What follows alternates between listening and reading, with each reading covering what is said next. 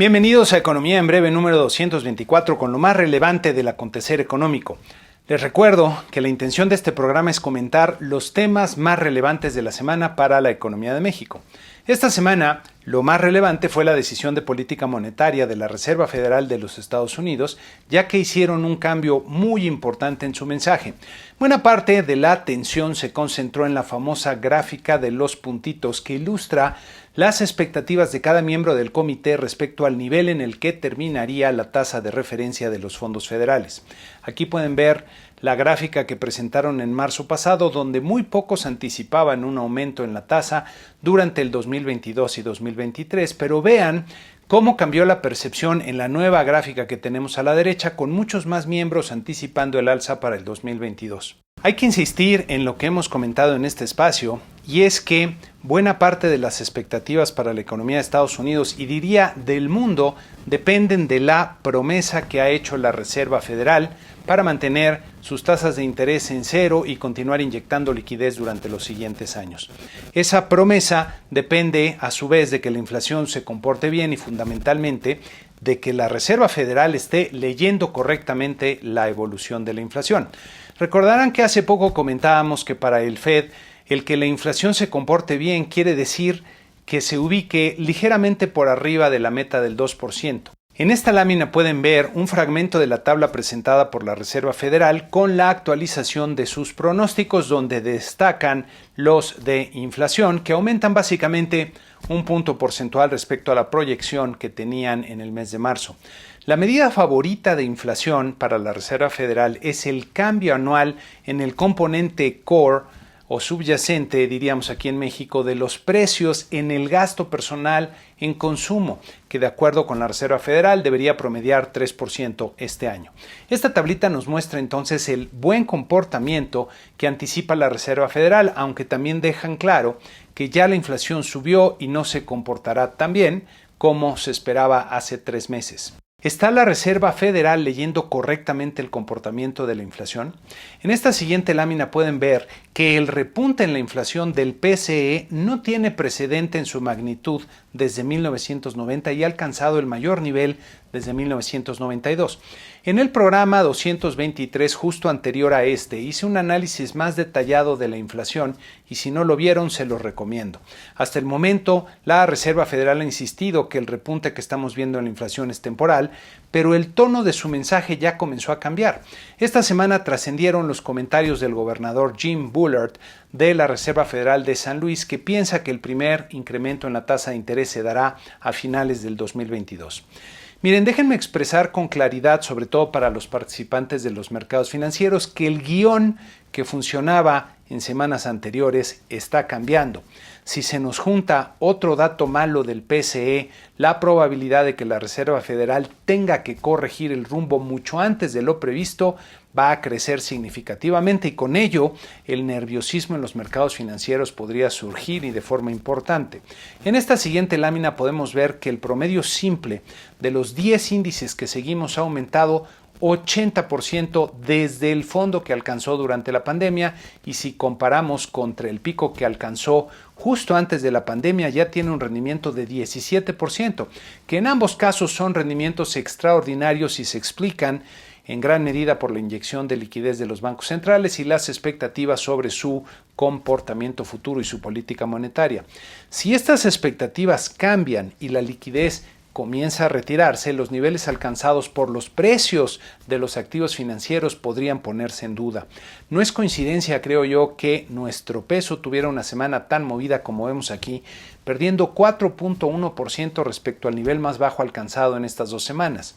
Los primeros que pueden verse afectados por cambios en la política monetaria de Estados Unidos y de los mercados desarrollados son los mercados emergentes, como el nuestro. Lo ocurrido me parece que confirma la expectativa que les he comentado sobre la política monetaria en México, con Banxico comenzando a subir su tasa de interés este mismo año, posiblemente en los próximos 3 meses, sobre todo si la inflación subyacente sigue en ascenso. Pasando a México, en la semana se publicó el indicador oportuno de la actividad económica del INEGI, que es un ejercicio estadístico llamado de nowcasting, que trata de anticipar el ritmo del indicador global de la actividad económica, el IGAE. En este cuadro del INEGI pueden ver que para abril y mayo se anticipaban crecimientos anuales de 21.6 y 24.8%, lo que bajo condiciones usuales sería un boom extraordinario. Sin embargo, hay que hacer algunas reflexiones para interpretar adecuadamente estos pronósticos. Para empezar, noten cómo cambió la serie desestacionalizada del IGAE de un mes a otro, lo que nos va a dejar ver la gran influencia que tiene el dato más reciente en la serie. Aquí pueden ver la serie hasta el mes de febrero, que se veía bastante suavizada, es decir, sin grandes picos y valles de un mes a otro, salvo el desplome durante la pandemia. En la serie hasta febrero se habían reportado caídas mensuales de 0.1 y 0.3% para enero y para febrero. Con el dato de marzo, vean cómo se pierde la suavidad en la serie y se generan picos y valles bastante notables, y ahora resulta que las caídas de enero y febrero fueron de 3.9 y 2.8%. Para el mes de marzo resulta que hay un crecimiento de 7.6% mensual en el IGAE, lo que parecería extraordinario, pero me parece más un producto de las imperfecciones naturales del proceso de desestacionalización de las cifras que un resultado por sí mismo bueno. Por eso insisto tanto que hay que ver con mucho escepticismo y cuidado las cifras desestacionalizadas. Pues bien, partiendo de la serie actualizada a marzo, si aplicamos las variaciones estimadas por el indicador oportuno de 21 y 24%, tendríamos el siguiente comportamiento: una caída mensual de 3.4% en abril y un repunte de 4.3% en mayo, que si las promediamos nos quedamos 1.4% por debajo del nivel de marzo. La conclusión es que lo que parecía un resultado muy bueno a primera vista en realidad es una ligera caída, lo que nos dice que la economía sigue básicamente estancada hasta el mes de mayo.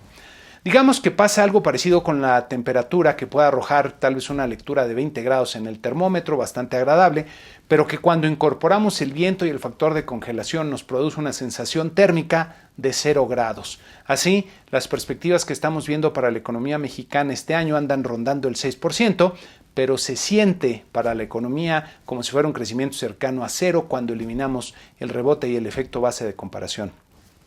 También en la semana se publicaron las cifras de oferta y demanda agregadas del primer trimestre, que pueden ver en este cuadro del INEGI con las cifras originales, observándose caídas generalizadas. En esta siguiente gráfica podemos ver la evolución de los principales componentes de la demanda, que son el consumo privado y la inversión, el consumo en la línea oscura y la inversión en la línea clara, que se ubicaron 4.9 y 13.3% por debajo del nivel que alcanzaron en el primer trimestre del 2019. Esto quiere decir que aún nos falta mucho para recuperar los niveles perdidos en la pandemia. Aprovecho aquí para agradecer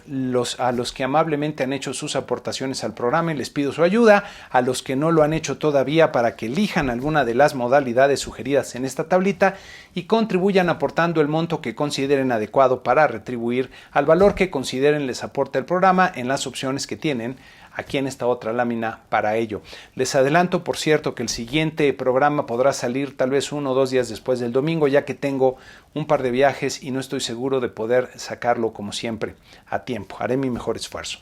Para la semana que inicia tendremos mucha información importante, por cierto, destacando el jueves la decisión de política monetaria de Banco de México, que me parece contendrá un cambio significativo en el tono hacia territorio más hawkish, es decir, hacia la posibilidad y momento para comenzar a subir la tasa de interés de referencia. En la mañana del mismo jueves se publicarán las cifras de la inflación de la primera quincena de junio, que veremos si comienza a ceder o se mantiene todavía elevada, y será muy importante para la decisión de Banco de México. También tendremos las cifras de la encuesta de ocupación y empleo y ya el viernes el IGAE del mes de abril. En Estados Unidos se tiene para el martes la participación del presidente de la Reserva Federal ante el Congreso, que atraerá la atención de los mercados, y el viernes se publicarán el reporte de ingreso y gasto personal en consumo, que contiene la medida principal de inflación para la Reserva Federal, que es el índice de precios del gasto personal en consumo. Como vimos anteriormente, otro mal resultado podría detonar más inquietud en los mercados, y ya de por sí se está esperando un crecimiento importante del orden del 0.5% mensual. Para la sección Da Vinci les tengo ahora una reflexión sobre una de las instituciones más importantes de la humanidad,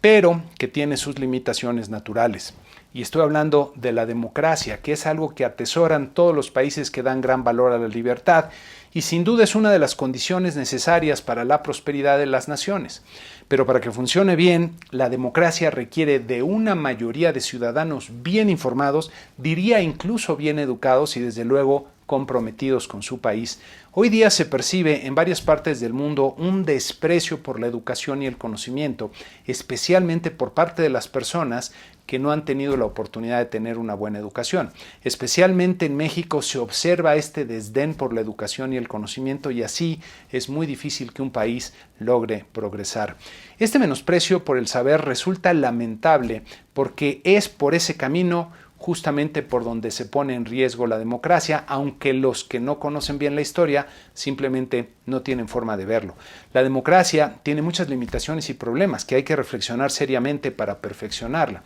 Hoy les platico de una de estas limitaciones que refiero como el incentivo perverso a la miopía en los líderes políticos y lo explico de la siguiente forma. Imaginen un alcalde